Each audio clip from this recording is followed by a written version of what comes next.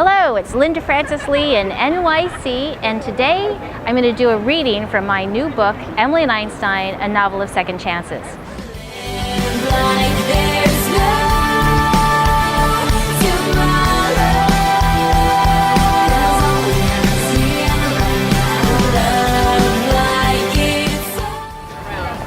So the scene starts where Emily and Einstein and Jordan come to the boathouse to have a burger. Needing a distraction, basically from my life, I cajoled Jordan into going to Central Park.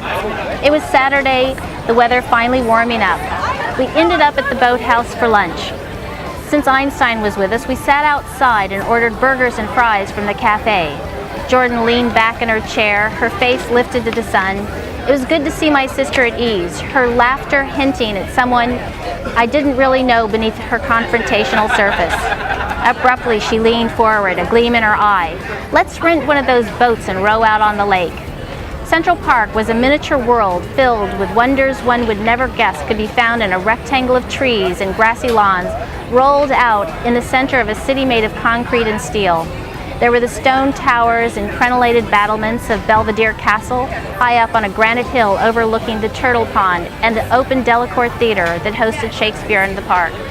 There were the lawn bowling and croquet courts, the century-old carousel, even a meandering lake with rowboats and a gondolier. So Emily and Jordan and Einstein go to rent a boat. Einstein didn't look any more thrilled to board the tiny vessel than I was, but Jordan picked him up, giving him little choice. I stood on the dock telling myself to stop being ridiculous. It was a small, man-made lake that couldn't be all that deep. Jordan took the oars. I sat on the front bench, forcibly keeping my hands in my lap instead of clutching the side.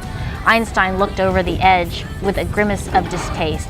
Jordan laughed at both of us. We made our way out into the lake, the trees that were just beginning to bloom lining the shoreline like a pale green ruffle. Beyond the trees, the pre-war apartment buildings on Central Park West rose up like sentinels. The Dakota, the San Remo, with its twin beacons on top, and farther north, just beyond the Natural History Museum, the Beresford with its 3 towers standing like an emperor's castle.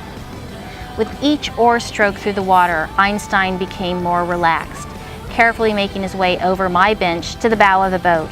He stood at the front, his head extended as he sniffed, breathing in. "See, even Einstein is having fun now," Jordan said, rowing. Like my dog, I started to loosen up.